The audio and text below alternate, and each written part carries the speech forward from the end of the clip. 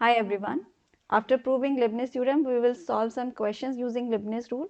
In the first question, we will prove that nth derivative of x square into e raised to power x is yn equal to n into n minus 1 by 2 y2 minus n into n minus 2 y1 plus n minus 1 into n minus 2 upon 2y. For that, let's take y equal to e raised to power x into x square. Before finding nth order derivative, let's see what is first order derivative of y, which is equal to e raised to power x into x square plus e raised to power x into 2x, which can be written as y1 equal to y plus 2x e raised to power x. Differentiating again, we get y2 equal to y1 plus 2x e raised to power x plus 2 e raised to power x. This implies y2 equal to y1 plus, can we find value of 2x e raised to power x from equation number 1? Yes, which is equal to y1 minus y plus 2 e raised to power x. This implies y2 equal to 2 times y1 minus y plus 2 e raised to power x. Let's take as equation number 2. Now let's find nth order derivative of y. For that, let's write again y equal to x square e raised to power x. Here y is product of two functions. So for finding nth order derivative of y, we will use Leibniz rule. By Leibniz rule, nth order derivative of product of two function is equal to nc naught unv plus nc1 un minus 1 v1 plus nc2 un minus 2 v2 plus so on ncn uvn. Here let's take e raised to power x as u and x square as v. We can take any of these two as u or v, but usually we take that function as v whose higher order derivative becomes 0 earlier. Nth order derivative of y can be denoted as yn, and nth order derivative of product of two function is given by Leibniz rule, which is nc naught un means nth order derivative of u, which is e raised to power x into v, that is x square, plus nc1 n minus 1th order derivative of u, which is e raised to power x, because all order derivative of e raised to power x remains e raised to power x.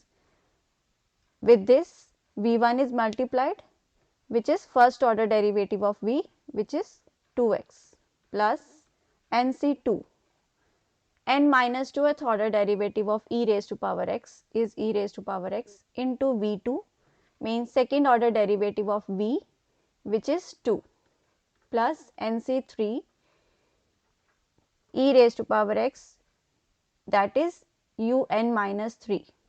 N minus 3th order derivative of u is e raised to power x into v3. v3 means third order derivative of v, that is x square, third order derivative is 0. So all next terms will become 0. So we will move to the next step. nc naught is 1 e raised to power x into x square, nc1 is n into 2x e raised to power x, nc2 is n minus 1 upon 2 into 2 e raised to power x plus 0. So from equation number 1 and 2, we can write values of 2 raised to power 2 into x into e raised to power x, which is from equation number 1 y1 minus y. X square e raised to power x is y plus n minus 1 over 2 and 2 e raised to power x is given by equation number 2, which is equal to y2 minus 2y1 plus y.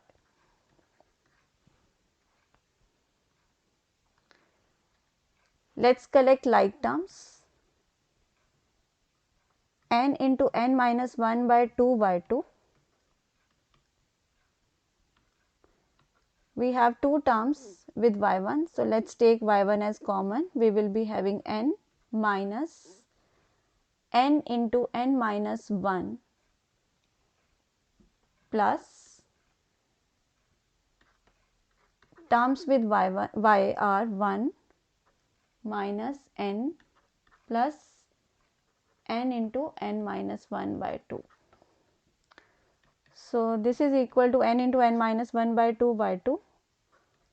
Let's open brackets. It will be n minus n square plus n y1 plus 2 minus 2n plus n square minus n upon 2 y.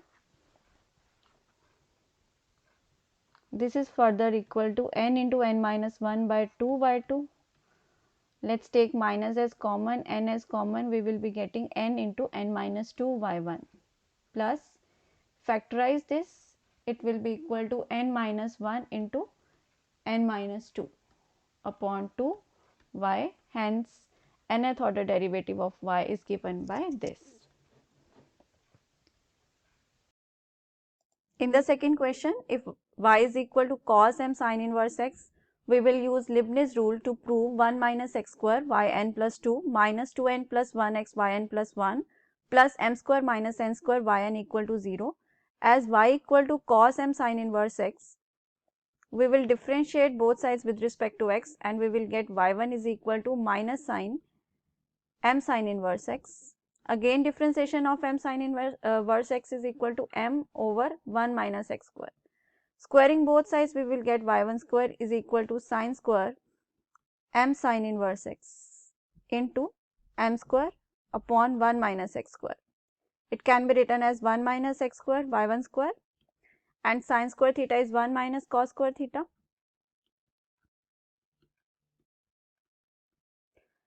This implies 1 minus x square y1 square is equal to, of course m square was there, we can't skip that, m square into 1 minus y square. So this is the equation. We will differentiate, again differentiating both sides with respect to x. Here we have product of two functions, so it will be first function derivative of second, that is 2y1 into y2 plus y1 square and derivative of this is minus 2x plus equal to m square, derivative of this, 1's derivative is 0, so it will be minus 2y y1. If we divide both sides by 2y1, it will be 1 minus x square y2, it will be negative of x y1 equal to negative of m square and y, because we have divided both sides by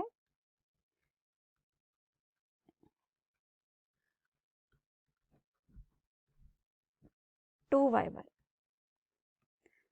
Now we will use Leibniz rule to differentiate this equation. We will differentiate both sides n times with respect to x. Here we have product of two functions, and when we have to differentiate product of two functions n times, then you use Leibniz rule. Let this y2 be u and 1 minus x square be v, and by Leibniz rule, product of two function, when we have product of two function, then nth order derivative is given by nc naught un, that means nth order derivative of u. So it is y2, its nth order derivative will be n plus yn plus 2 into v, that is 1 minus x square plus nc1 and yn plus 1, because derivative of un goes down by 1 and derivative of v goes up by 1. So 1 minus x square's derivative is minus 2x plus nc2, nth order derivative of y, and minus 2, because derivative of minus 2x is minus 2 plus nc3 y n minus 1 and derivative of minus 2 is 0. In the next terms, we will be getting 0 only. So let's come to the differentiation of the second term n times, and again we have product of two functions, so we will use Leibniz rule. Here we have negative sign outside and nc naught, let this is your u, so nth derivative of u, that is nth derivative of y1 is yn plus 1, and v, that is x, plus nc1. We reduce the derivative of u by 1, that means derivative of u goes down by 1. So, it will be yn in the next term, and derivative of v goes up by 1. So, derivative of x is 1. In the next terms, we will be getting 0 because derivative of 1 becomes 0 in the next term. So, we stop over here. On the right hand side, we have minus m square, and nth order derivative of y will be yn. So, let us rewrite the term in the simplified form. Nc naught is 1. So, we have yn plus 2 into 1 minus x square as the first term. Nc1 is n and minus 2x yn plus 1. Nc2 is n into n minus 1 upon 2 yn and minus 2 plus, in fact minus, Nc naught is 1. So, x yn plus 1. Nc1 is n and yn, and this negative term becomes positive when you take it to the left hand side. So, this is the expression we have obtained so far. Now, let us collect the like terms. So, first term will remain same because there is no other term with yn plus 2, but we have two terms with yn plus 1, this and this. Let us collect these terms. First term is minus 2xn and the other term is minus x with yn plus 1. Now, let us collect terms with yn. Again, we have three terms with yn. So, first term is negative of n into n minus 1 because 2 and 2 gets cancelled, minus n and plus m square equal to 0.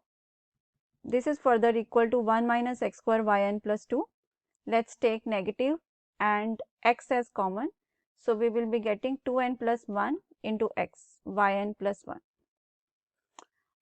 Let us open the brackets, minus n square plus n minus n plus m square yn equal to 0, further equal to 1 minus x square yn plus 2, minus 2n plus 1x yn plus 1, minus is taken common, this and this gets cancelled. So, we have n square minus m square yn equal to 0, which is the required result.